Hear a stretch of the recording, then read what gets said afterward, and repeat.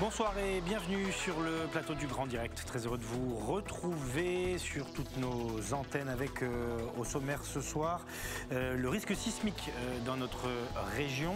La terre a tremblé légèrement dans les Alpes-Maritimes et dans le même temps un séisme en Algérie a provoqué une alerte tsunami sur tout le littoral méditerranéen. On essaiera de comprendre les enjeux avec Michel Sacher qui est directeur du CIPRES, le Centre d'information pour la prévention des risques majeurs. On fera le point sur les risques en région sud. Et puis nous basculerons à partir de 18h50 environ dans une édition spéciale puisque Jean Castex s'exprime à 19h. Vous le savez, a priori, dans le Var et dans les Bouches-du-Rhône, ça ne bougera pas. Mais la question demeure sur le confinement dans les Alpes-Maritimes ce week-end. Y en aura-t-il un quatrième consécutif? On écoutera le Premier ministre. Les réactions ensuite de politiques, d'associatifs aux annonces de Jean Castex. Voilà pour le menu, nos reportages également, l'édito d'Éric Revel qui est avec moi. Bonsoir. Bonsoir Nicolas, Yalup. Édito qui viendra en tour de chauffe des annonces de Jean Castex parce que vous nous parlerez du moral des Français. Oui, parce que les Français en ont marre. En ont marre. Et sondage a été réalisé et vous nous le détaillerez.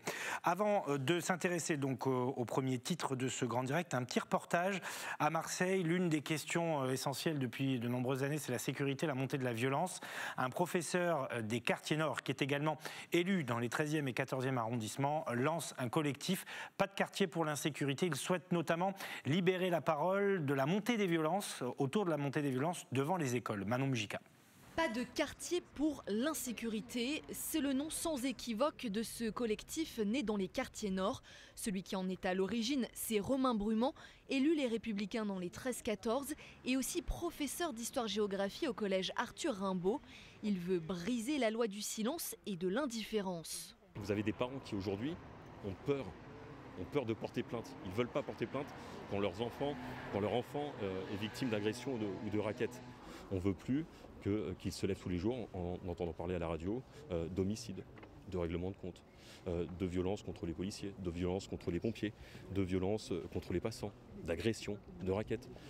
Je ne veux plus que nos écoliers, les écoliers de mon secteur, du 13-14, se rendent tous les jours dans leur établissement sous le regard des chauffeurs, sous le regard des guetteurs qui ont posé à proximité immédiate leur point de l'école, leur point de stup. Dans les rangs de ce collectif, des élus qui rejettent la question partisane. Ils ouvrent les rangs aux citoyens, aux enseignants et aux parents d'élèves, comme ce papa de la cité Valplan, témoin de violence. Un parent n'était pas d'accord avec ce qui s'est passé avec son enfant et a frappé directement la directrice. Pour lutter contre la violence au sein des établissements et aux alentours, le collectif interpelle les pouvoirs publics et demande plus de moyens. Des surveillants en plus dans les collèges et dans les lycées. Aujourd'hui, il en manque cruellement. On veut des médiateurs. On veut aussi une présence policière plus importante aux abords de nos écoles. En visite récemment à Marseille, Gérald Darmanin, le ministre de l'Intérieur, a annoncé le déploiement de 120 policiers supplémentaires en 2021. Double casquette donc d'élus et de professeurs. Lanceur d'alerte finalement, et ce problème, on parlait des bandes rivales, surtout chez les adolescents, dans les écoles aussi primaires, il semble y avoir une montée de la violence, pas que entre élèves, mais aussi, on l'a entendu, avec les parents. Oui, c'est un sujet grave, c'est un sujet qui prend de plus en plus de place, hélas, dans nos établissements scolaires, dans la région et ailleurs. Alors c'est une initiative qu'on peut saluer, parce que comme vous l'avez dit, elle mêle à la fois des parents, mais aussi des élus, mais ça signifie aussi une chose, ça signifie qu'il y a un vide du côté des pouvoirs politiques, parce qu'en réalité, demander plus de sécurité de la part d'une association, c'est une bonne initiative, mais c'est une initiative qui ne peut pas aller très loin si les pouvoirs publics ne s'emparent pas du phénomène plus que cela. Or, moi, je prends ça comme un cri d'alarme, comme un cri de détresse, comme un cri de souffrance, mais pour qu'une association se crée autour de ce sujet de l'insécurité autour des établissements, ça veut bien dire que pour l'instant, cette insécurité n'a pas trouvé de réglementation ou de solution officielle de la part des pouvoirs publics. Alors on recevra évidemment dans de prochaines éditions, c'est impossible ce soir, M. Brumant qui est élu Les Républicains. Il y a certainement aussi une démarche politique derrière, hein, puisqu'il est dans l'opposition à la mairie de Marseille. Et on sait que les écoles sont gérées par la mairie notamment. Donc voilà, c'est des questions qu'on lui posera aussi quand il sera avec nous, puisqu'on devrait pouvoir organiser cette interview très prochainement.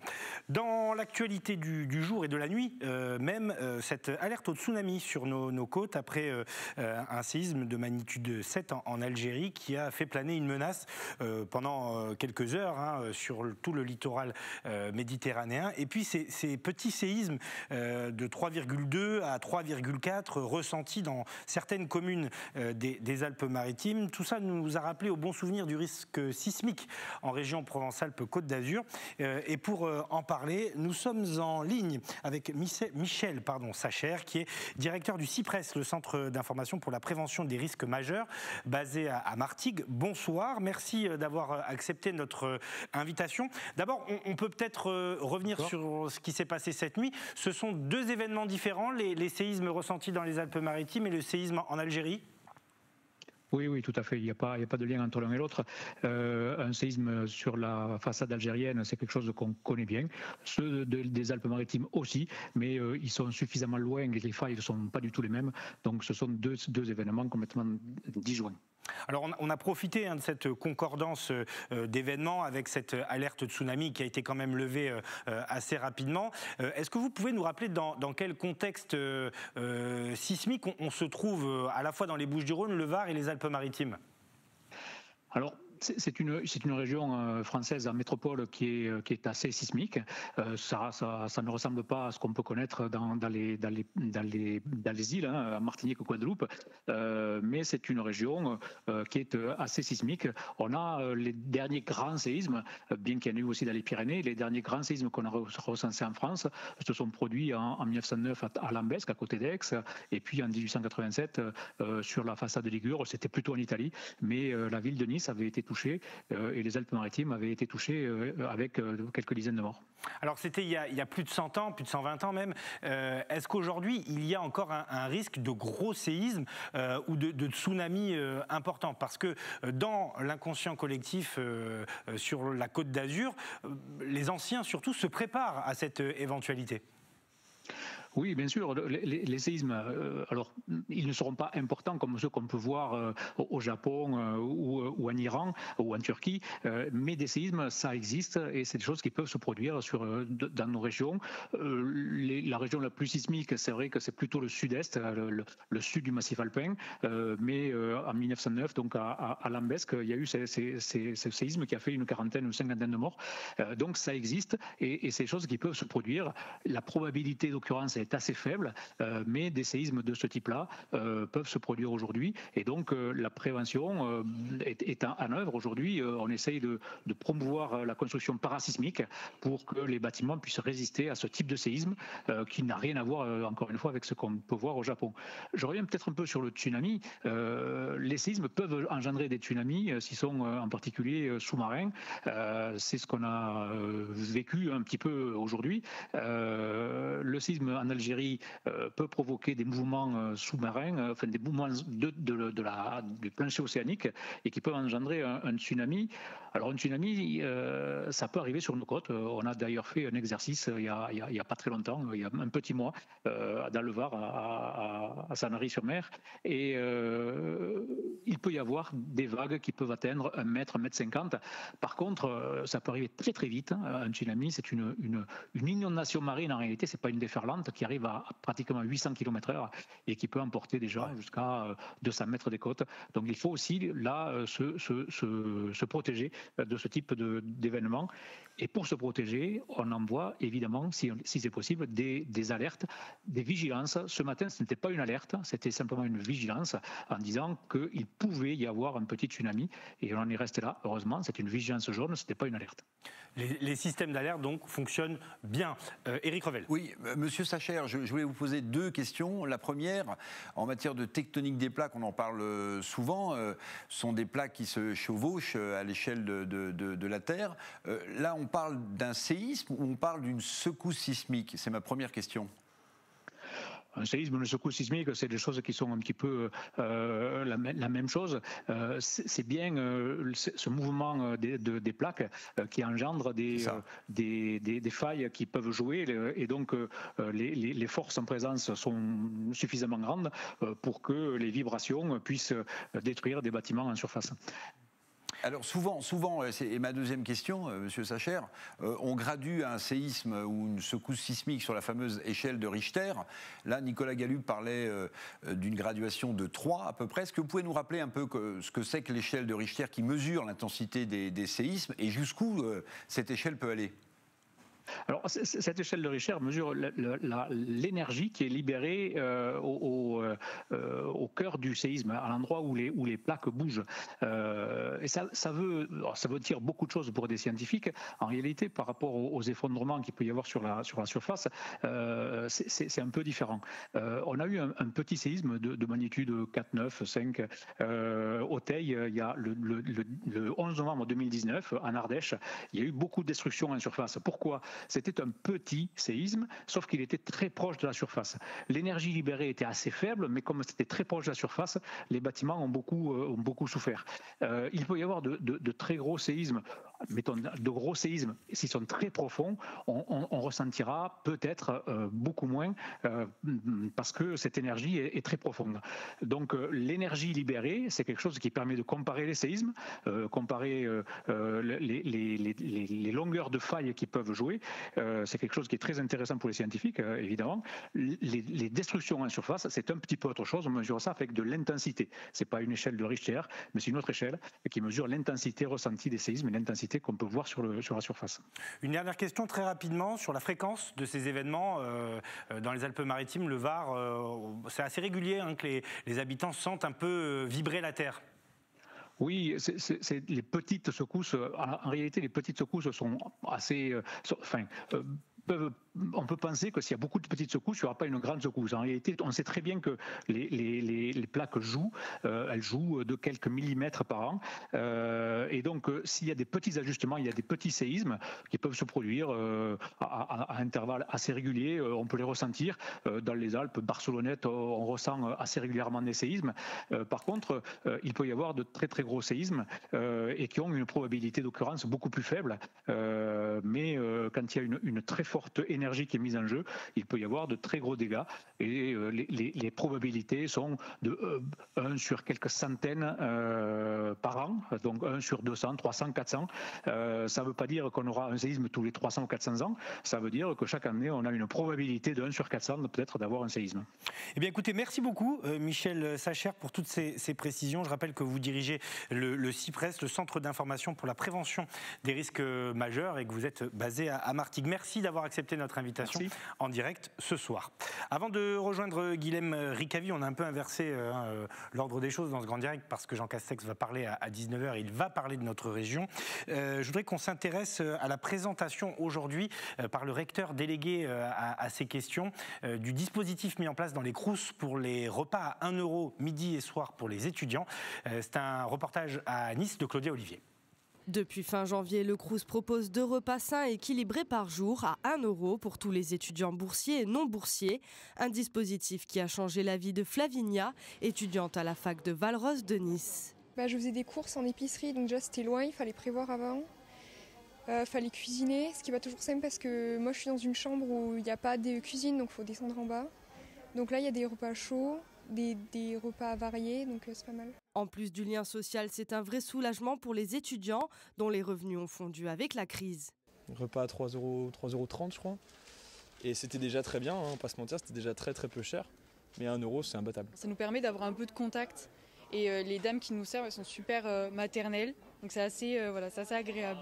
Entrées, plats et desserts, chaque semaine ce sont 11 000 repas qui sont distribués ici dans le département des Alpes-Maritimes et du Var. Il leur suffit de se présenter dans les restaurants et cafétérias qui sont ouvertes, soit 14 points de vente pour l'académie. Ils présentent une carte qui s'appelle la carte Easily, un badge qui leur permet de faire reconnaître leur qualité d'étudiant. Et là, ils prennent leur repas emporté constitué d'une entrée, d'un plat ou sandwich ou salade et d'un dessert. Aide financière, soutien psychologique, continuité pédagogique, le gouvernement a mis en place plusieurs dispositifs pour aider les étudiants à faire face à la crise sanitaire. Il faut les rassurer en leur disant que tout ce qui a été mis en place au cours de cette crise, ce sont des dispositifs qui ne vont pas s'arrêter. Il y a une phrase de la ministre que j'aime bien qui est de dire « l'avenir se conjugue au présent ». Les dispositifs que nous mettons en place aujourd'hui, ce sont des dispositifs qui demain vont nous permettre de construire un dispositif de qualité de vie étudiante qui sera peut-être, on peut le dire, de meilleur niveau que celui qui existait avant la crise. Aux côtés de la ville de Nice, le Crous a participé à hauteur de 35 000 € à la création du restaurant solidaire de la Face 06 à Nice, un établissement où les repas sont gratuits pour les étudiants les plus précaires. Voilà, on n'en avait pas parlé encore, hein, Eric, de ce dispositif à 1 euro. On a vu toutes les distributions solidaires qui existaient. Donc voilà, ça c'est un dispositif concret pour le coup. On ne peut pas toujours taper sur les mesures gouvernementales. Là, on peut manger midi et soir à 1 euro quand on est étudiant dans les points du Crous. Oui, c'est ce qu'on disait hier avec le représentant du syndicat Uni, hein, vous vous en souvenez, on abordait ce point des repas à 1 euro et il nous a remarqué que ce n'était pas disponible partout et pour tous. Alors, il faut regarder ça de près, mais c'est vrai que ça permettra peut-être, au fil d'attente des étudiants qui essaient de récupérer de la nourriture, de pouvoir se nourrir sainement et de manière équilibrée pour 1 euro, au moins sur un repas par jour. Bonsoir Guilhem Ricavi, merci d'être avec nous ce soir sur les antennes d'Azur TV comme tout le temps. Vous êtes directeur des rédactions du groupe La Provence. Alors on n'a pas l'habitude de vous avoir aussitôt, mais Jean Castex oblige avec des informations qui risquent de surprendre dans les Alpes-Maritimes selon ce qu'on sait. Donc on va attendre quand même confirmation, mais ça se présente pas très bien pour le week-end qui arrive, peut-être même plus. Vous, demain, dans le journal de la Provence, vous allez nous parler des liaisons entre la France et l'Algérie. On en parlait tout à l'heure via le prisme des séismes. Et vous revenez sur les 59 ans des accords d'Évian. Oui, exactement. Le 19 mars 62 étaient signés ces fameux accords d'Évian qui marquaient la séparation de la présence française en Algérie. Et 59 ans après, cela a toujours laissé des traces des deux côtés de la Méditerranée avec des tensions, des rancœurs. Et on revient effectivement sur ces liaisons si particulières, puisqu'en 1962 et à partir de 1962, de très nombreux Français d'Algérie sont revenus ici et notamment à Marseille. Sont revenus en France pour quitter l'Algérie qui, elle, n'était plus française. Donc, tour d'horizon de cette question-là avec des avis d'experts et puis des témoignages assez forts, justement, de la déchirure que cela a constitué pour ceux qui ont dû partir dans la précipitation. Et vous pouvez peut-être nous rappeler l'importance qu'a cette question, plus particulièrement dans notre région, à Marseille aussi forcément, parce que les pieds noirs ont débarqué à Marseille après les événements, comme on les appelle, et il y a toujours une forte communauté à la fois de pieds noirs et d'expatriés, d'immigrés algériens aussi. Exactement, cohabitent ici à Marseille, dans la région, ces deux populations, bien évidemment, et notamment entre Marseille et La Ciotat, à côté d'Aubagne, à Carnoux en Provence, qui était un petit village provençal et qui a accueilli des milliers de pieds noirs qui avaient bien besoin de s'installer. Et donc, reportage à Carnoux, où vit encore d'ailleurs, d'une certaine façon, cette âme pied noir avec des traditions qui ont été importées à ce moment-là, un art de vivre, une forme de culture si particulière et qui, au fil des décennies, s'estompe peu à peu, puisque les générations qui étaient là à l'époque disparaissent, et c'est souvent les enfants et petits-enfants qui font perdurer ces traditions venues d'Oran, notamment dans la région, en Provence. Donc il y a véritablement eu un échange de culture, un import de culture, un enrichissement, j'aurais tendance à dire, justement, de ces cultures-là, mais toujours aussi une forme de colère pour ces Français d'Algérie qui, pour certains, ont le sentiment d'avoir été d'une certaine façon trahis à l'époque par la France, qui avait donc quitté l'Algérie, qu'elle avait colonisée quelques dizaines d'années auparavant. Pour terminer, Guilhem, vous reviendrez évidemment sur l'intervention de Jean Castex dans une dizaine de minutes maintenant. Vous n'avez pas d'informations à nous communiquer ?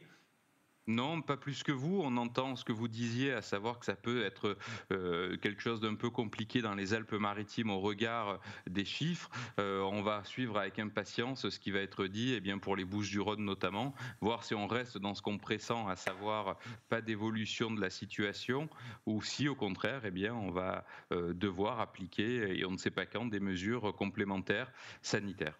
Merci beaucoup Guilhem, bonne soirée à vous. On se retrouve demain sur les antennes d'Azur TV. Je rappelle que vous dirigez la rédaction du groupe La Provence.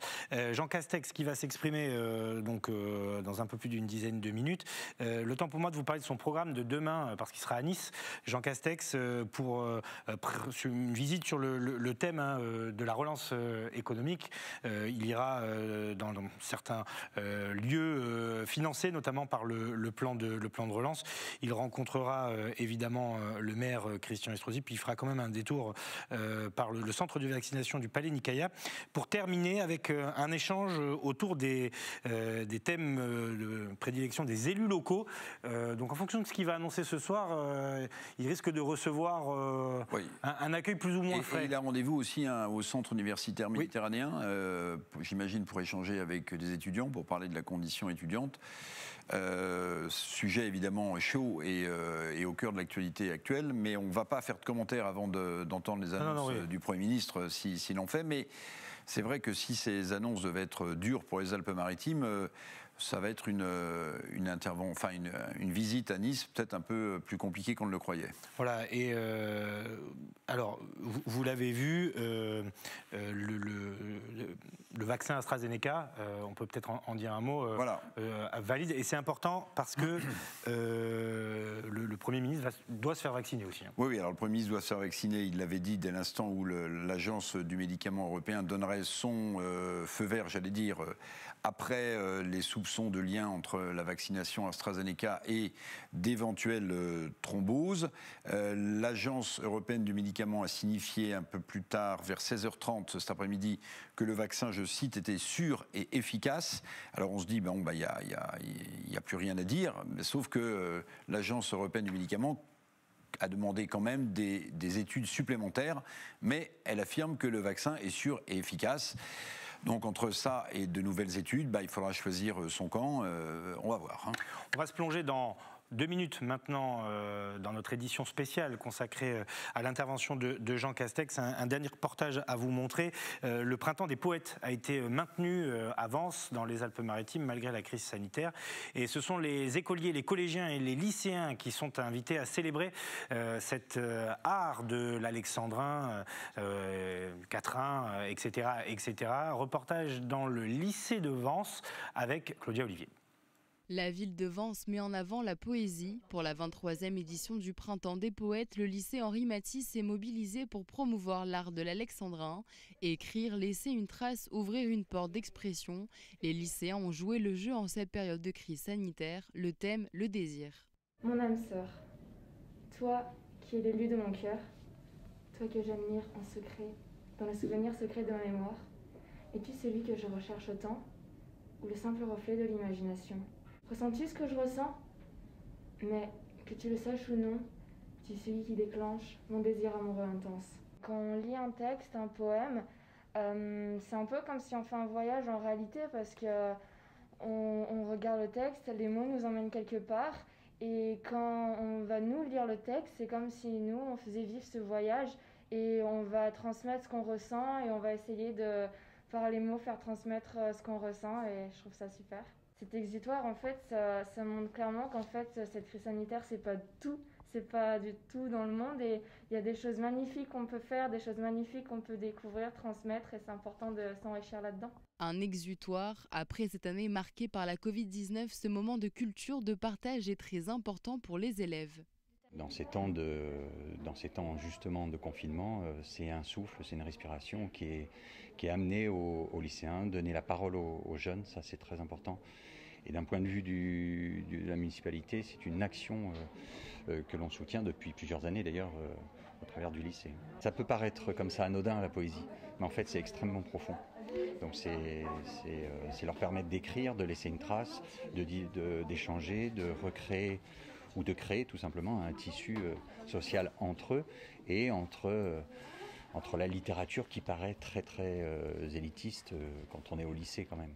Sous plusieurs formes, orales, écrites, les lycéens ont retranscrit leurs émotions. En plus des poèmes, des affiches ou des marque-pages ont été confectionnés. Un travail en lien très étroit avec le programme scolaire. Nous travaillons sur l'objet d'étude poésie et le thème cette année était particulièrement porteur, le désir évidemment. Ça ne pouvait qu'insuffler de l'énergie et de l'enthousiasme à nos classes. Alors le principe, c'est de les faire tous écrire, en travaillant en leur proposant des formes libres.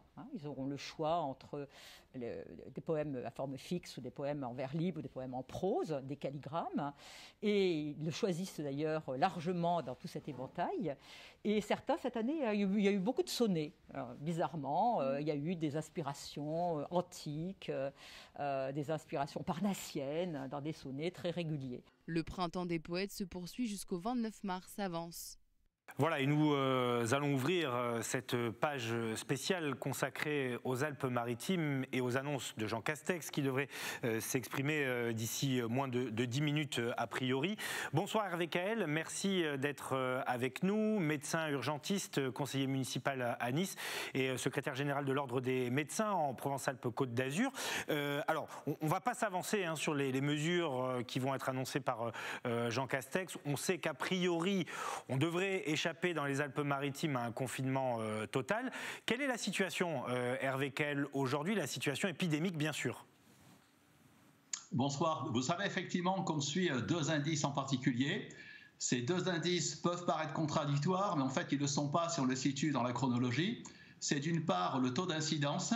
Le taux d'incidence est aujourd'hui aux alentours de 450, c'est-à-dire qu'il y a une nette baisse. On avait frôlé quand même les 700 il y a 2 semaines. Ce qui veut dire que toutes les mesures qui ont été prises ont une action, c'est plutôt encourageant. Mais par contre, les indicateurs de tension hospitalière, c'est-à-dire les admissions dans les services d'urgence, de médecine et de réanimation, sont toujours à un niveau extrêmement élevé et continuent toujours une augmentation. Alors, ce n'est pas une augmentation qui est exponentielle, mais c'est une pente douce qui, malheureusement, est toujours croissante. Donc ce qui veut dire qu'on ne peut pas se fier uniquement au taux d'incidence. Et le gouvernement, quand il réfléchit aux mesures, et le conseil scientifique local également, doit prendre en compte aussi cette tension hospitalière qui, pour le moment, est encore très élevée. Tout à fait, on doit tenir compte de l'ensemble des indicateurs. Je dirais que le taux d'incidence est un indicateur précoce qui, je l'espère, va montrer ce qui va se passer d'ici 2 à 3 semaines.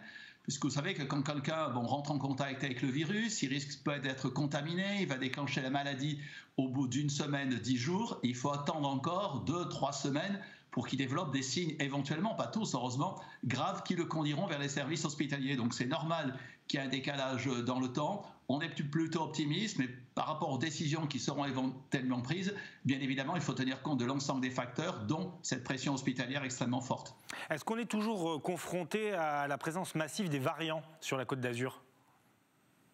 Vous savez maintenant, le variant anglais en particulier est le virus qui est dominant. On est à plus de 80-85%.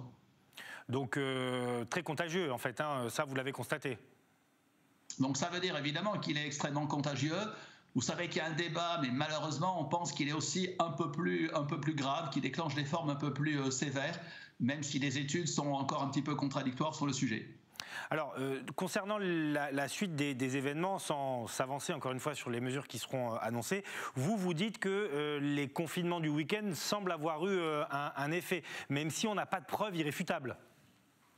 Alors, on n'a pas de preuves, c'est difficile, c'est certainement multifactoriel, mais je crois qu'il faut revenir à la base. Ce sont la multiplication des contacts qui multiplient le risque de contamination et qui multiplient ensuite le risque d'admission dans les services hospitaliers. C'est de la logique. Alors, on peut discuter bien évidemment sur des contacts qui sont à l'air libre dans certaines conditions, qui seront moins contaminants que des contacts en milieu clos, mais c'est la multiplication des contacts, effectivement, qui crée la multiplication des contaminations, c'est indiscutable. Alors, d'un point de vue sanitaire et médical, donc je vais vous demander de sortir de votre rôle d'élu, qui est important, mais est-ce que vous comprendriez que Jean Castex dissocie l'Île-de-France, les Hauts-de-France et la région Provence-Alpes-Côte d'Azur? Emmanuel Macron semble aller dans ce sens. En gros, à situation égale, est-ce que vous comprendriez que les mesures ne soient pas les mêmes ? médicalement. On a toujours plaidé, non mais tout à fait, c'est une bonne question, on a toujours plaidé pour une territorialisation des mesures, c'est-à-dire adapter les mesures en fonction de ce qui se passe dans chaque territoire. Ce qui se passe dans chaque territoire, non seulement en termes de statistiques, de chiffres, mais aussi en termes de mode de vie, de circonstances, de localisation. Est-ce qu'il y a plus ou moins d'espace où les gens peuvent se côtoyer sans véritablement prendre un risque de s'en contaminer? Donc je ne serais pas surpris qu'il y ait des mesures qui soient prises ce soir, qui soient différenciées en fonction des territoires. Une dernière question, et là je vous demande de remettre votre casquette d'homme politique. Est-ce que vous craignez, si d'aventure un 4e confinement consécutif est décrété sur les 63 communes du littoral des Alpes-Maritimes, un ras-le-bol de la population? Est-ce que c'est le risque? Moi, ce que je crains surtout, c'est la propagation du virus. Voilà. Après tout le reste, vous savez qu'on ne s'inscrit jamais dans la polémique. Il faut qu'il y ait des mesures qui soient logiques, qui correspondent à une explication, que ce soit en termes de statistiques, de risques de contamination. Et je pense que ces mesures-là, quelles qu'elles soient, seront acceptées par la plupart des gens comme elles l'ont été jusqu'à présent. Et juste une dernière petite chose, puisqu'on a encore un peu de temps, la vaccination. C'est aujourd'hui aussi pour vous, j'imagine, la pierre angulaire de la lutte contre le virus. Il faut que cette dernière accélère. Tout à fait, vous savez que Christian Estrosi a anticipé sur le sujet. Ça fait déjà des semaines que le système à Nice, sur la métropole, est dimensionné pour 50 000 vaccinations par semaine. Bon, on est soumis aux aléas de la distribution des vaccins, mais on a pu le montrer un week-end il y a 15 jours qu'on était capable en 2 jours de faire plus de 13 000 vaccinations. Il faut aller dans ce sens, c'est la seule porte de sortie. On le voit dans certains pays où il y a une vaccination de masse qui a été réussie, je pense à Israël en particulier, qui sont aujourd'hui, eux, à discuter non pas des mesures de reconfinement, mais à une sortie quasiment intégrale du confinement. Merci beaucoup Hervé Caël pour toutes ces précisions donc avant l'intervention du Premier ministre. Merci d'avoir accepté notre invitation ce soir sur les antennes d'Azur TV. Et on prend tout de suite la direction de Matignon où Jean Castex prend la parole. Le constat que nous pouvons faire de la situation confirme nos craintes. La progression de l'épidémie s'accélère nettement. Nous avons enregistré 30 000 cas pour la seule journée d'hier, 35 000 aujourd'hui. Le nombre de cas a augmenté de 23,6% en une semaine. Cette reprise dessine en réalité ce qui s'apparente de plus en plus clairement à une 3e vague, alors même que nous approchons du chiffre terrible des 100 000 morts. Cette 3e vague s'observe d'ailleurs à des degrés divers dans plusieurs autres pays européens. Cette 3e vague, nous en connaissons la cause, l'arrivée du variant dit britannique qui représente maintenant près des 3/4 des contaminations. Ce variant britannique, nous savions, et je vous l'avais dit, qu'il est plus contagieux. Nous découvrons peu à peu qu'il est en réalité à la fois plus virulent et potentiellement plus grave. Et cela se vérifie dans les chiffres de nos services de réanimation. Hier, 4 269 malades de la Covid étaient hospitalisés en réanimation. Chaque jour, environ 330 nouveaux malades arrivent en réanimation. Cela représente une personne toutes les 4 minutes. Toutes les 4 minutes. Plus inquiétant encore, et Olivier Véran y reviendra, ces arrivées en service de réanimation concernent des personnes plus jeunes et en meilleure santé que lors des vagues précédentes, et leur durée de séjour à l'hôpital est de plus en plus longue. Clairement, ces éléments sont plus préoccupants encore que ce que nous pouvions comprendre de l'évolution du virus il y a quelques semaines encore. La situation se dégrade. Notre responsabilité est maintenant qu'elle ne nous échappe pas.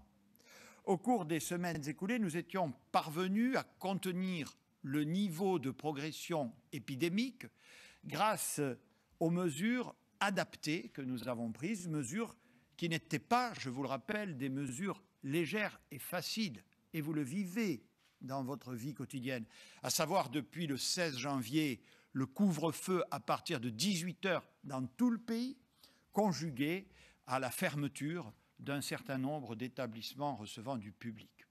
Nous avons également accéléré la vaccination, avec notamment des opérations très importantes le week-end, dont je voudrais féliciter l'ensemble des acteurs. Nous avons également décidé de renforcer notre stratégie, tester, alerter, protéger, et pris des mesures supplémentaires de restriction dans les territoires les plus durement touchés, en mettant en place une stratégie territorialisée fondée sur la constatation que l'épidémie, si elle progresse partout, demeure encore disparate selon les régions. C'est ainsi que 23 départements ont été placés sous une surveillance renforcée et qu'un confinement le week-end a été mis en place dans les agglomérations de Dunkerque et de Nice, c'était le 25 février, puis dans le département du Pas-de-Calais, le 6.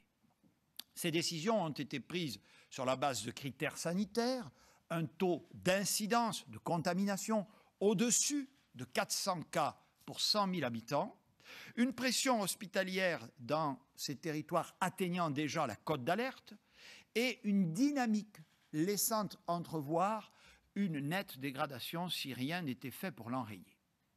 Compte tenu des disparités régionales qui restent aujourd'hui encore importantes, cette stratégie territorialisée conserve son sens et sa pertinence. Mais la situation appelle des mesures beaucoup plus fortes dans un plus grand nombre de départements. Au cours des tout derniers jours, 2 régions ont franchi ou s'apprêtent à franchir ces seuils, l'Île-de-France et les Hauts-de-France. En Île-de-France, l'incidence est aujourd'hui de 446, ce qui représente une hausse très forte de plus de 23% en une semaine. Plus préoccupant encore, la pression hospitalière, et je pense en cet instant à nos personnels soignants, atteint aujourd'hui un niveau très élevé. Il y a ce soir près de 1200 personnes admises en réanimation en Île-de-France. C'est déjà plus que le niveau qui avait été atteint au pic de la 2e vague au mois de novembre. Grâce aux efforts considérables de tous les établissements, publics comme privés, de tous les professionnels, nous avons encore augmenté nos capacités d'accueil en soins intensifs, en réanimation, et nous pouvons encore accueillir au moins 300 à 500 malades supplémentaires. Dans la région des Hauts-de-France, le taux d'incidence s'élève ce soir à 381. Et si le seuil de 400 n'est pas encore atteint, il devrait l'être très rapidement au vu des rythmes de progression que nous enregistrons. Il est vrai que la situation épidémique n'est pas équivalente entre les différents départements, mais la situation critique des services hospitaliers de cette région y est maintenant partout très préoccupante. Comme en Île-de-France, le pic de la 2e vague a également été atteint et même dépassé.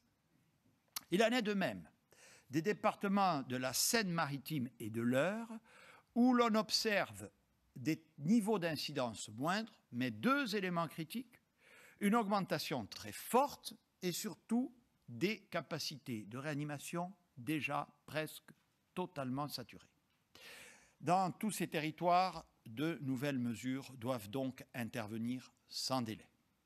Le confinement le week-end qui s'applique dans les Alpes-Maritimes et le Pas-de-Calais depuis quelques semaines a eu un effet réel.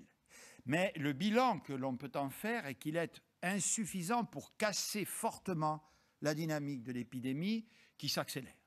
Dans le Pas-de-Calais, la situation s'est stabilisée, mais peine à s'améliorer. Dans les Alpes-Maritimes, une réelle baisse observée dans un premier temps semble s'atténuer depuis quelques jours. Je voudrais saluer la mobilisation de la population et des élus de ces territoires qui s'arc-boutent pour lutter contre la pandémie.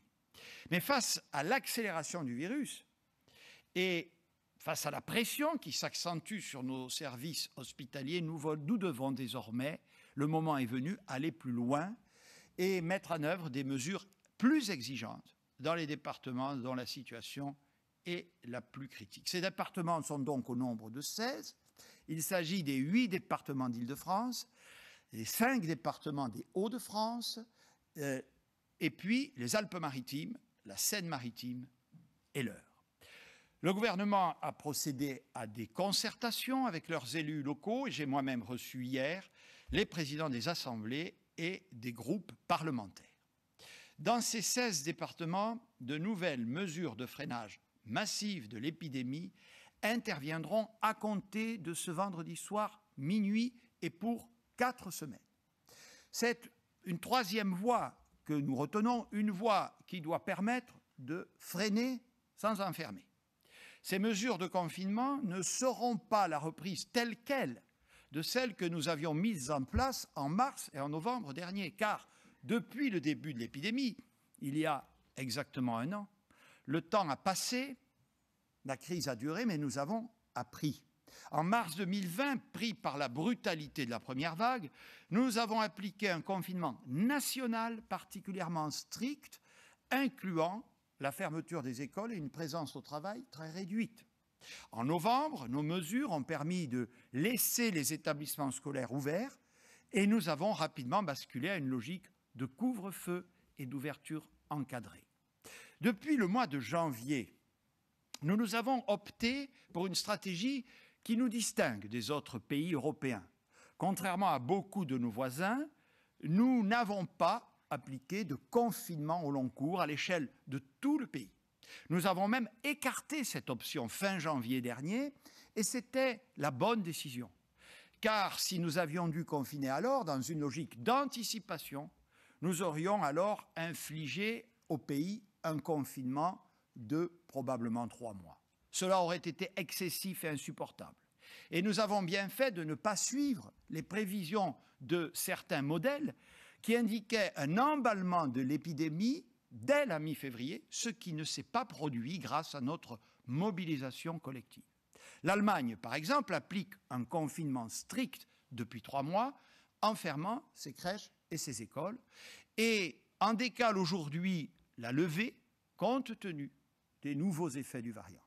L'Italie a connu déjà 3 confinements et vient, vous l'avez vu, d'en décider un 4e, au moment où ce pays est atteint comme nous par cette nouvelle vague épidémique liée au variant dit britannique. Avec le président de la République, nous avons toujours privilégié une approche pragmatique, proportionnée et territorialisée. Cette approche nous a permis de freiner pendant plusieurs semaines la circulation du virus, malgré l'apparition puis la progression du variant anglais.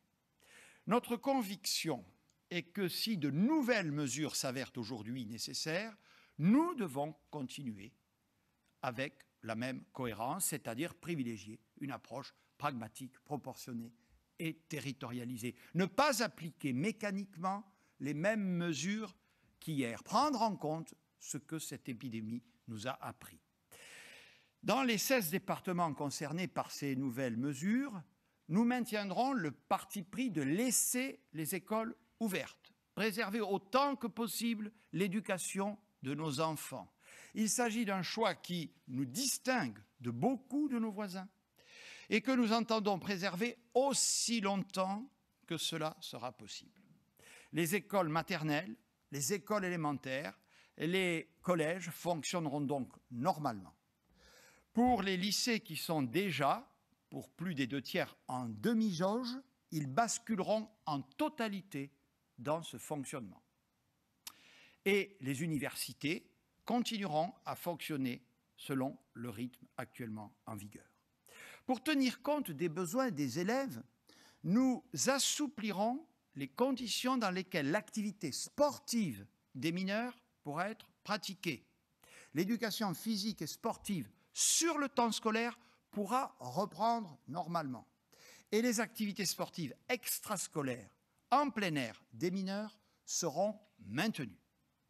De même, dans ces territoires toujours, les règles s'appliquant aux lieux de culte resteront inchangées. S'agissant des commerces, comme en mars et en novembre, seuls les commerces vendant des biens et des services de première nécessité seront autorisés à ouvrir. Cette notion de biens de première nécessité sera étendue aux livres et à la musique, ce qui permettra aux libraires et aux disquaires de rester ouverts.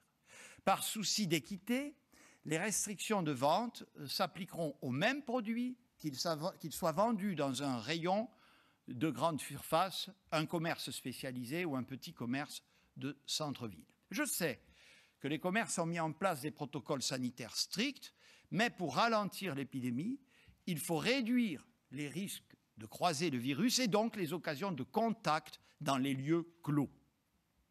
Dès lors, la fermeture d'une partie des commerces doit y contribuer, indépendamment des risques spécifiques liés à leur fréquentation. C'est d'ailleurs ce que tous les pays autour de nous se sont résolus à faire. S'agissant des déplacements hors du domicile, notamment pour pouvoir s'aérer, se promener, faire du sport, ils seront encadrés, mais selon des règles plus souples qu'en mars et novembre dernier. Car on sait aujourd'hui qu'on se contamine infiniment moins quand on se promène en plein air qu'en étant regroupé sans masque à l'intérieur.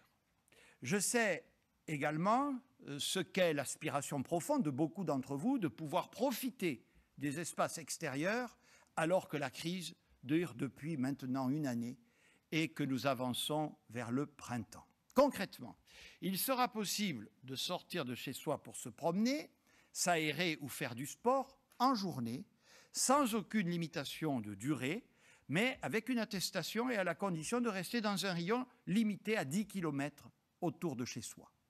Pour les habitants des territoires concernés, les déplacements interrégionaux seront par ailleurs interdits, sauf motif impérieux ou professionnel. Le dispositif de couvre-feu sera maintenu selon les mêmes règles qu'aujourd'hui, avec une différence. Cependant, l'heure de début passera de 18h à 19h, et cet ajustement lié à l'arrivée prochaine de l'heure d'été s'appliquera à compter de samedi prochain et concernera tous les départements et pas seulement ceux soumis à des mesures renforcées. Ce choix de moins restreindre les possibilités de sortir de chez soi doit cependant s'accompagner d'une vraie vigilance. Il s'agit clairement de rendre possible le fait d'être à l'extérieur, mais pas d'aller chez des amis pour y faire la fête ou de s'y retrouver en nombre, sans distance ni masque. On sait, je le répète, que ce sont d'abord dans ce type de circonstances que le virus prospère. De même, rendre plus facile les activités en extérieur ne doit pas être le prétexte à un barbecue entre amis, à des regroupements dans l'espace public ou dans les parcs et jardins, ou encore à des attroupements devant certains bars qui servent à boire ou à manger en vente à emporter. Des consignes strictes seront passées au préfet pour interdire la fréquentation de certains espaces publics ou même les manifestations et regroupements quand leurs conditions d'organisation créent un vrai risque sanitaire. La règle du jeu est claire, elle s'appuie sur un principe de confiance et de responsabilité, je dirais même de bon sens et certainement pas d'infantilisation. Profitons librement des espaces extérieurs, mais soyons hyper rigoureux pour proscrire les regroupements privés ou dans l'espace public. Au-delà de ces mesures régissant les déplacements personnels, nous devons également être très vigilants sur les risques de contamination sur les lieux de travail. La dernière étude réalisée par l'Institut Pasteur montre que ces lieux représentent 29% des cas identifiés. Cela plaide pour que dans les prochaines semaines, toutes les entreprises, toutes les administrations qui le peuvent poussent au maximum le télétravail, tout en maintenant toujours une journée sur place pour les salariés qui le souhaitent. Au moins 4 jours sur 5 en télétravail, c'est l'objectif qu'il faut atteindre et reconnaissons-le, beaucoup d'entreprises en sont encore loin aujourd'hui. Cela plaide aussi pour être plus attentif aux conditions dans lesquelles se font les déplacements entre le domicile et le travail. L'étude Pasteur que j'évoquais tout à l'heure montre que la fréquentation des transports en commun serait moins à risque que le covoiturage. Pour une raison simple, le port du masque est bien mieux respecté dans les métros et les trains que dans les véhicules personnels. Il ne s'agit pas d'interdire le covoiturage, ce serait totalement excessif, mais je veux rappeler à tous ceux qui le pratiquent l'absolue nécessité de respecter les gestes barrières. Cela plaide enfin pour que les salariés qui ont le moindre symptôme de la maladie ne se rendent pas au travail. Cela peut sembler évident, mais nos données statistiques montrent que ce n'est pas toujours le cas, puisque près de la moitié des contaminations en milieu professionnel sont causées par... Voilà, on revient sur ce plateau parce que l'essentiel des annonces a été fait. Donc, 4 semaines de confinement strict dans les Alpes-Maritimes avec un couvre-feu à 19h. On pourrait se poser la question du pourquoi de ce couvre-feu. C'est parce qu'on pourra sortir pendant ce confinement avec une attestation sans limite de temps dans un rayon de 10 km. Déplacements interrégionaux interdits. Qu'est-ce que cela signifie? Interrégionaux, pas interdépartementaux, donc, puisque que les Alpes-Maritimes ne sont concernées en région sud. C'est la surprise du chef et là, très honnêtement, on n'y comprend plus rien. Alors, je vais vous dire, sur la forme et sur le fond. Alors, sur la forme, Jean Castex, pour lequel j'ai le plus grand respect, il est Premier ministre de la République française, je pense qu'il n'aurait pu nous dire en 3 minutes ce qu'il a mis 25 minutes à nous expliquer. Parce que le message, à mon avis, est totalement confus. C'est-à-dire qu'il mélange des détails, des mesures essentielles. On a l'impression qu'il redoutait de faire ses annonces. Pourtant, le chef de l'État avait dit, je le cite, ça va frapper fort. Très bien. Donc, les Alpes-Maritimes reconfinés pour 4 semaines. Est-ce que c'est un confinement strict, Nicolas? Dès l'instant où vous pouvez, autour de votre domicile, à 10 km, passer le temps que vous voulez dehors, il faudra m'expliquer en quoi il est strict. Alors, je ne dis pas qu'il fallait mettre en place un confinement strict. J'essaie de dégrainer les mesures que Jean Castex a annoncé, mais le tout perdu dans un discours qui, à mon avis, n'a pas dû être écrit par la meilleure plume. Le couvre-feu à 19h. Bon, très bien. Le télétravail au maximum. Est-ce que ça, c'est un couvre-feu? Moi, je pose la question. Est-ce que ces mesures qui ont été annoncées vont faire baisser durablement le taux d'incidence? Donc, sur la forme, moi, je vais vous dire, je n'ai pas tout compris. Il faudrait presque réécouter le Premier ministre, scinder les vraies annonces du reste du discours. Et puis, vous posez les bonnes questions, Nicolas. C'est quoi un déplacement interrégional? Alors, j'habite à 8 km du Var, dans les Alpes-Maritimes. J'ai le droit, toute la journée, puisqu'il n'y a pas d'horaire inscrit, j'ai le droit d'aller à 10 km de mon domicile. Est-ce que, alors que le département des Alpes-Maritimes va donc être confiné pendant 4 semaines, j'aurai le droit de me rendre dans le Var? Enfin, tout ça est quand même confus, mérite beaucoup de précision, mais vous avez raison, c'est quand même la mauvaise surprise du chef, parce que autant le porte-parole du gouvernement avait parlé des Hauts-de-France, il avait parlé de la région Île-de-France, mais il n'avait pas parlé du tout des Alpes-Maritimes, d'autant, et Hervé Caël vous le rappelait tout à l'heure, que le taux d'incidence qui était à 450 a été réactualisé à 418 et qu'il est en forte baisse. Donc pourquoi, alors que le couvre-feu et le confinement du week-end portaient leurs fruits, pourquoi est-ce que les Alpes-Maritimes doivent supporter un confinement de 4 semaines? Et une question avant d'accueillir nos premiers invités, notamment Jean Leonetti, qui est en première ligne contre ce confinement, d'abord du week-end, et bien sûr, j'imagine que ce sera la teneur de son propos.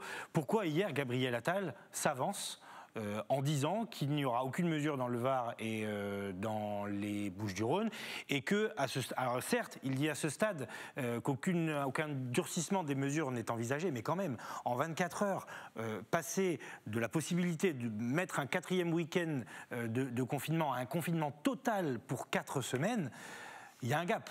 Il y a un gap et je vais vous dire, on ne comprend rien, on ne comprend plus rien. Et je voudrais juste vous parler, avant qu'on accueille Jean Leonetti, d'un sondage qui doit faire réfléchir le gouvernement, à mon sens. Un sondage qui a été publié ce matin par le sondeur Odoxa. 35% des Français disent qu'ils ne supporteront plus des mesures contraignantes. Dans le même sondage, on apprend que 6 Français sur 10 disent qu'ils ne tiendront plus 3 mois supplémentaires avec des contraintes les empêchant. 6 Français sur 10. On a beaucoup parlé, Nicolas, d'acceptabilité du vaccin, mais là, il faut bien comprendre, avec les mesures qui ont été annoncées, qu'on a un vrai problème, que le gouvernement a un vrai problème d'acceptabilité des contraintes imposées aux Français, et notamment aux gens de la région sud. 60% des gens interrogés dans ce sondage estiment qu'il faudra limiter les mesures au mois de juin prochain, parce que sinon, ils ne les supporteront plus. 60% des Français. Et on annonce peut-être, à cause ou grâce à ce sondage, dont je vous ai donné les principaux enseignements, un confinement qui n'en est pas un, qui en est un dont on ne comprend pas bien les mesures, et surtout, on ne comprend pas la faisabilité. Le pompon, si vous me passez l'expression, c'est que le couvre-feu est reculé à 19h sur tout le territoire. Donc on allège finalement les mesures pour une partie du territoire et on les durcit pour les Alpes-Maritimes, les Hauts-de-France et la région parisienne.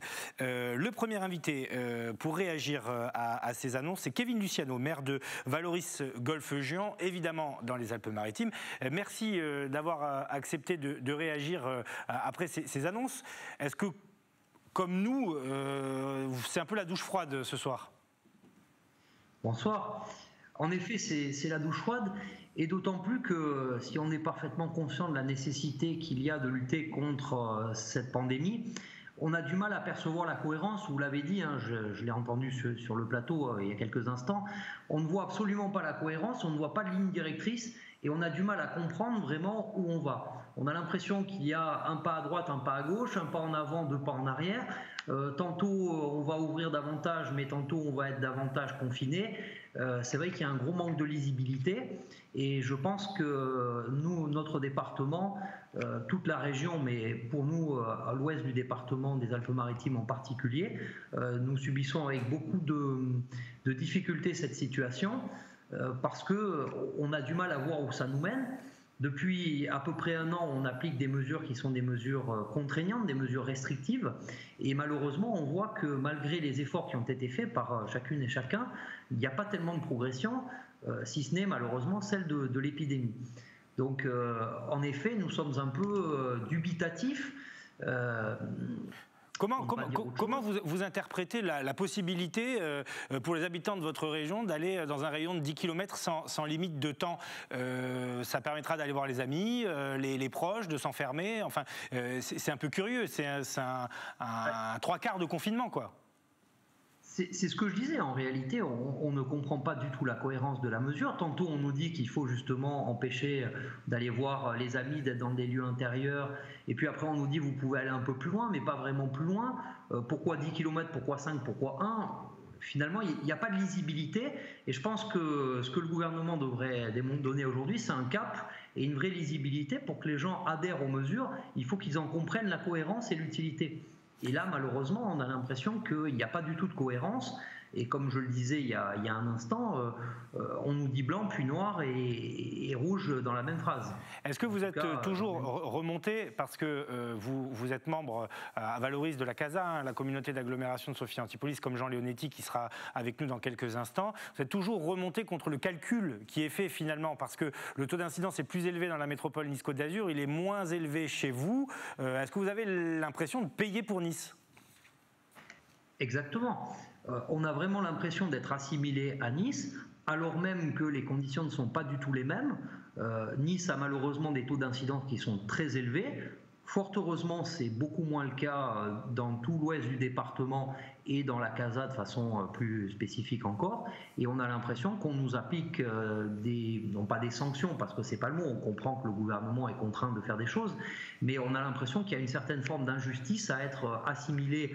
On ne fait pas partie de la métropole niçoise, et là on a l'impression de subir un petit peu des mesures qui sont prévues pour Nice, qui sont peut-être adaptées à Nice, je n'en sais rien, il ne m'appartient pas de juger de cela, mais en tout cas qui ne conviennent pas à la situation que l'on rencontre sur notre territoire. Merci beaucoup Kevin Luciano pour votre première réaction ce soir en direct sur les antennes d'Azur TV. On rappelle l'information essentielle du soir, le confinement décrété pour 4 semaines dans les Alpes-Maritimes. Ça ne concerne plus uniquement les communes du littoral, mais bien tout le département, selon les informations dont on dispose. Donc plus d'histoires de vallées sinistrées qui ne peuvent pas payer l'addition, la double peine, etc. Et on comprend l'incompréhension. Il y a aussi cette histoire de calcul, Éric. Le taux d'incidence reste encore élevé dans la métropole Nice-Côte d'Azur. Il l'est un peu moins peut-être à Antibes-Jean-les-Pins ou à Valoris. On voit les chiffres hein, là, pour les Alpes-Maritimes. 418, Bouches-du-Rhône et Var 315 et 333, et la tension hospitalière, effectivement, les chiffres sont quand même inquiétants, ça on ne le nie pas. Oui, ils sont inquiétants, mais ce qui compte, c'est la tendance. Hervé Caël le rappelait tout à l'heure, le taux d'incidence baisse, même si la pression hospitalière demeure élevée. Or, le taux d'incidence, en fait, c'est en amont la répercussion quelques semaines plus tard sur la tension hospitalière. Or là, évidemment qu'elle est forte, la tension hospitalière dans les Alpes-Maritimes, parce que le taux d'incidence était élevé il y a encore quelques jours. Mais ce taux d'incidence baissant, ça va évidemment dans quelques jours faire baisser la tension hospitalière. Alors ce qui permettra peut-être au gouvernement de dire que ce reconfinement des Alpes-Maritimes a porté ses fruits. Ce que je crois beaucoup, c'est qu'en réalité, le président de la République ne confond pas égalité et équité.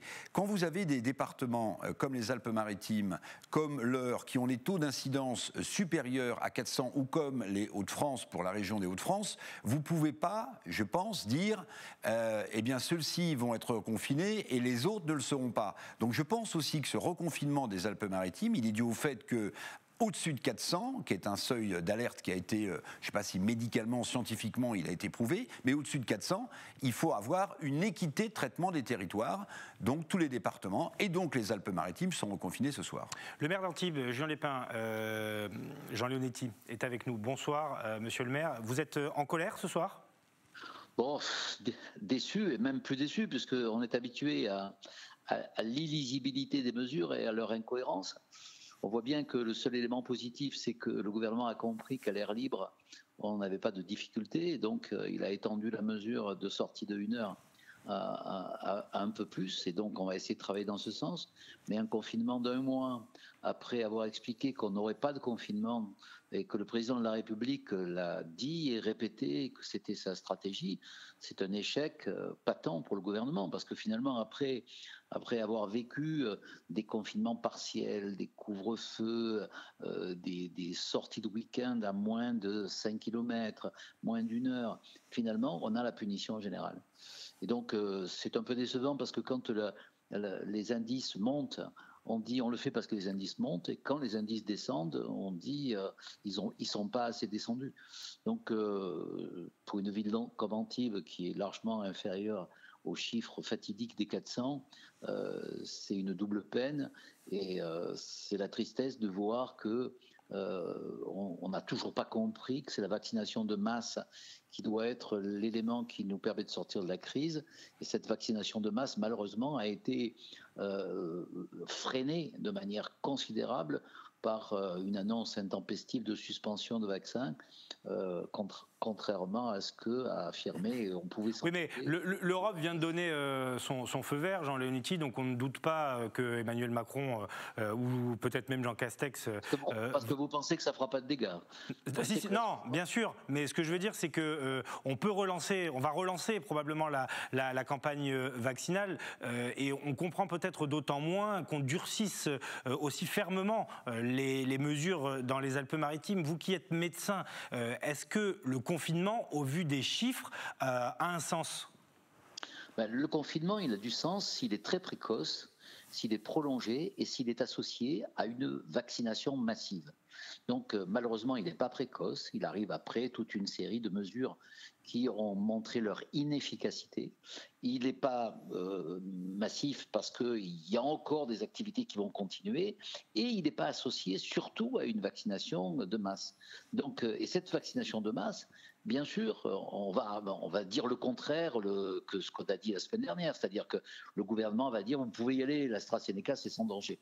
Sauf que l'avoir suspendu pendant une période en attendant le feu vert de l'Europe et de l'OMS, dont on savait à l'avance ce qu'ils allaient dire compte tenu des résultats scientifiques, c'est une défiance supplémentaire qui va s'ajouter aux difficultés de vaccination.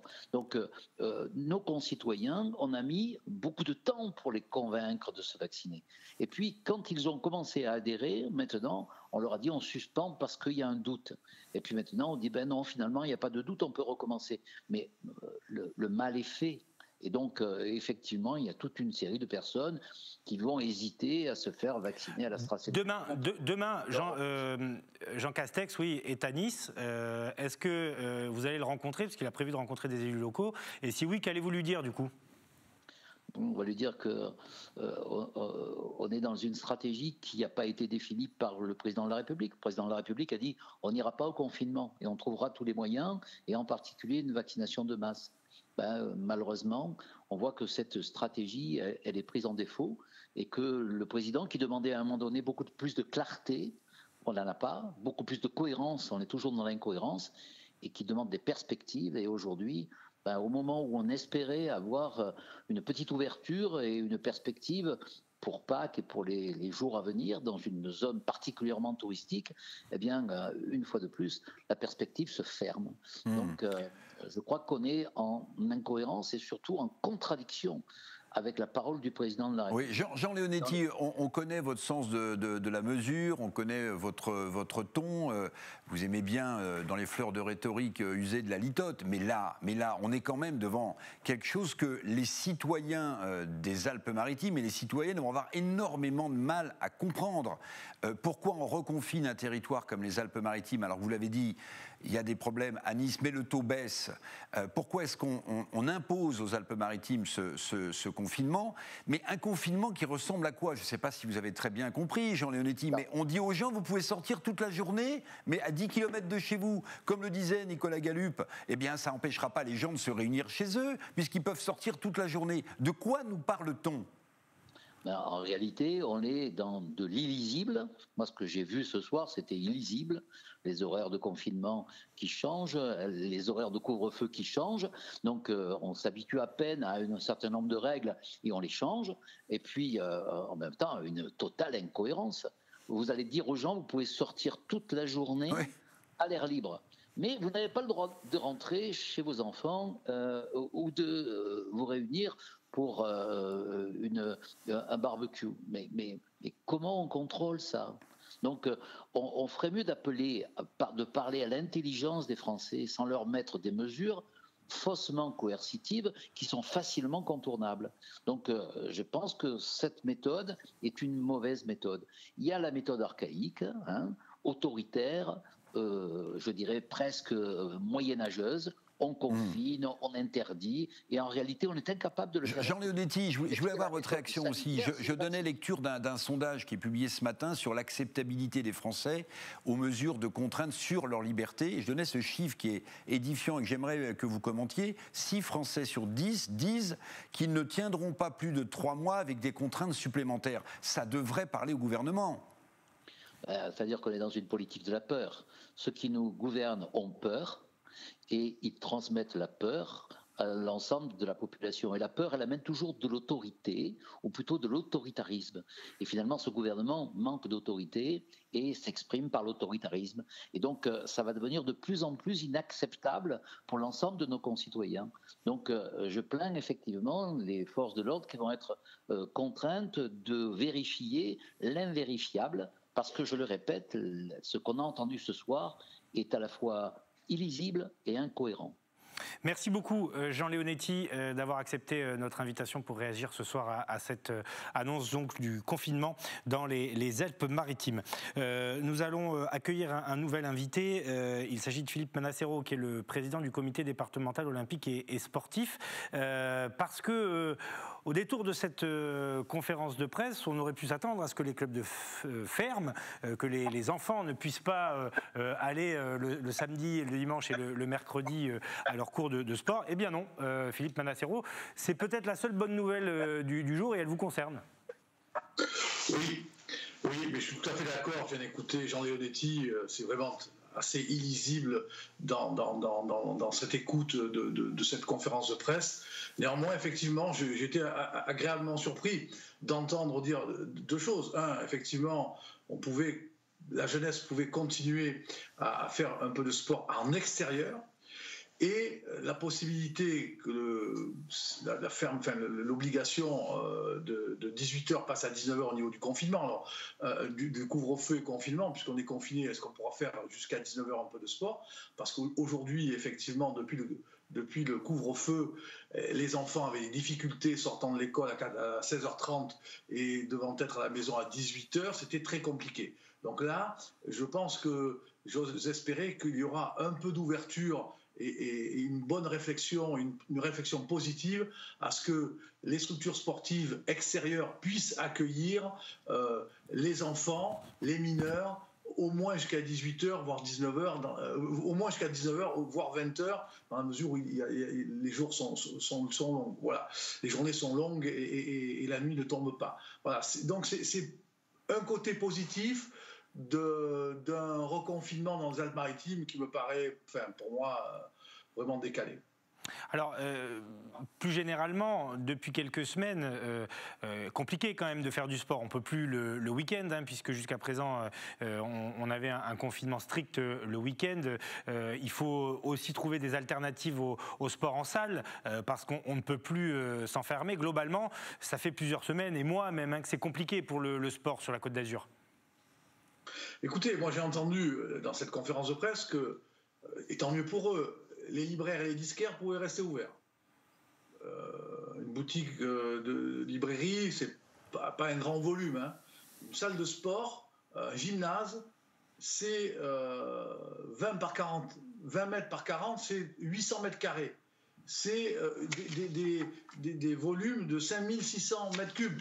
Et si on y met une dizaine d'enfants, avec un éducateur, je pense qu'on ne fera pas circuler non plus le virus. Donc moi je pense qu'on pourrait avoir des ouvertures de ces gymnases, d'accord, pas pour les majeurs pour le moment, j'entends, mais que l'on puisse l'ouvrir aux mineurs et que certains sports puissent pratiquer. Si ce n'est pas possible, il va falloir que les collectivités territoriales, les mairies, les départements puissent s'adapter à trouver des solutions pérennes pour que les sports de salle puissent se faire en extérieur. Je pense surtout aux sports de combat, le judo, le karaté, le taekwondo. Ces sports-là, la boxe, ces sports-là ont besoin de se pratiquer et que l'on mette tout en œuvre pour qu'ils puissent avoir des espaces extérieurs pour pouvoir pratiquer. Alors, je pense au judo parce qu'il faut un tapis, mais donc là, il va falloir que peut-être les collectivités territoriales, les communes, soient devant, avec les clubs sportifs de leur structure, puissent avancer. Voilà, les terrains de basket, il y en a en extérieur. Je pense qu'on peut se partager avec le hand, avec le volley, ces approches-là. Bon, d'autres sports qui sont un peu plus je pense au badminton où le vent a une incidence, sont peut-être plus compliqués. Je pense que les sports de combat, il faut les ouvrir aussi. Philippe Manassero, juste parce que j'ai pas tout compris, pardonnez-moi, dans le discours de Jean Castex. Quand on parle de sport extérieur, ça veut dire que tous les sports actuellement qui se pratiquaient en extérieur vont évidemment continuer à être pratiqués. Mais y compris le week-end ou pas ? Mais on attend, on va bien voir, il va bien y avoir une déclinaison de ce qu'a dit le Premier ministre, soit par le ministre de l'Éducation nationale et des Sports ou la ministre déléguée des Sports, il y aura bien une déclinaison. J'ose espérer que le week-end, on puisse faire du sport. Pourquoi ? Parce que les enfants vont pouvoir pratiquer en extérieur, et puis les parents, ils auront 10 km à faire de marche autour du stade, et puis tout ira bien. Voilà, moi je pense que ce soir, sur le sport extérieur, on est plutôt positif, mais je pense qu'il faut l'élargir, ou alors il faut trouver des solutions pour que les sports de salle puissent se pratiquer à l'extérieur. Reste la problématique des piscines, effectivement, où on aura besoin là aussi de bien réfléchir comment avoir des stratégies par rapport à ce sport-là. Merci beaucoup Philippe Manassero, président du comité départemental olympique et sportif, fraîchement réélu je crois. Félicitations président et bon courage à vous, parce que plus sérieusement c'est des problèmes compliqués à gérer, les problèmes administratifs liés à la pratique des sports. Merci encore. Eric, on va peut-être essayer d'avoir un dernier invité, pas sûr, parce que évidemment on ne s'attendait pas comme les maralpins à cette nouvelle. Juste une chose, la vaccination AstraZeneca va reprendre demain. Oui. Et le Premier ministre va se faire vacciner. Vous serez ravi de l'apprendre, oui. Jean Castex. Alors, ça ne sera pas à Nice, puisqu'il sera à Nice le matin, il ira visiter un centre de vaccination, mais on indique qu'il sera vacciné l'après-midi, donc probablement en Île-de-France. Probablement en Île-de-France. Bon, ça va peut-être rassurer une partie des personnes, mais je crois que Jean Leonetti avait raison de souligner que le mal est peut-être fait, parce que le doute qui s'est instillé dans les esprits des gens autour de cet AstraZeneca, il ne va pas disparaître disparaître en un claquement de doigts. Donc c'est vrai qu'on doit accélérer la vaccination, mais il y a deux raisons pour lesquelles ça n'accélère pas. C'est la question des doses, on le dit souvent, mais aussi la confiance que les gens qui doivent se faire vacciner ont dans le vaccin en question. Et ça risque pas d'avoir grimpé énormément ces derniers jours. Voilà, et quand je parlais de dernier invité, c'est Jean Leonetti qui m'y a fait penser. C'est Laurent Martin de Frémont du syndicat Unité SGP Police FO dans les Alpes-Maritimes. La police, bonsoir Laurent, merci d'être avec nous. La police, parce que eh bien pour vous c'est aussi un coup de massue. Vous allez repartir pour des opérations de contrôle 24/24, 7 jours sur 7. J'imagine que ça vous préoccupe. Oui, bonsoir. Ça nous préoccupe, c'est surtout qu'on se demande très concrètement, alors là pour le coup, je vous le dis, comment va-t-on faire ? Qu'on nous donne le mode d'emploi. Hein. Oui, mais alors justement, pardonnez-moi, je réagis dans la foulée de ce que vient de dire Nicolas, parce que si on entend le Premier ministre, on a le droit de bagnoder toute la journée autour de son logement à 10 km, mais avec une attestation. Donc une attestation qui va dire quoi ? C'est quoi ? C'est un papier disant où vous êtes domicilié, parce que dès l'instant où vous avez le droit de vous promener toute la journée, vous allez me demander, quand vous allez me contrôler, quelle attestation ? Vous posez la bonne question. C'est une question que tous les policiers ce soir, je l'imagine, je n'ai pas encore eu le temps de contacter mes différents collègues, j'ai eu quelques appels, tout le monde se pose cette question, c'est-à-dire qu'on nous confine, mais on nous laisse dehors. Écoutez, là, cet instant très précis, je ne sais pas quoi vous répondre parce que je ne sais pas à quelle sauce nous allons être mangés. J'imagine qu'on va effectivement nous donner quelques directives et notamment donc de contrôler ces attestations. Sur la base de quoi, je ne sais pas. On est particulièrement interrogatif. Il va falloir qu'on nous en dise beaucoup plus parce que ça va rentrer en vigueur très, très rapidement. On en rajoute encore un petit peu plus aux policiers, mais on en rajoute un peu plus dans la complexité de la tâche. Si vous voulez que je vous donne très concrètement mon avis, parce que ça me paraît à cet instant, alors sauf à dire qu'on nous donne de véritables détails, mais ça ressemble un peu, si vous me permettez l'expression, à une usine à gaz là ce soir. Oui, effectivement, c'est un peu le sentiment qu'on avait aussi, Éric. Une dernière chose, Laurent, expliquez-nous un petit peu comment ça s'est passé et dans quel état vous êtes sorti des 2 premiers confinements dans la profession. À quoi ressemble le quotidien d'un policier en période de confinement ? C'est-à-dire qu'il faut que vous compreniez, on avait d'ailleurs eu l'occasion déjà d'en débattre, que le respect du confinement, le respect du couvre-feu, ces 2 mesures ne sont pas évidemment les 2 seules activités des policiers. C'est-à-dire qu'on a également les missions courantes, les missions police-secours à assurer et à assumer. À cette question très précise que vous me posez, je vous réponds rincé. Comment a-t-on fini ? Nous avons fini rincés.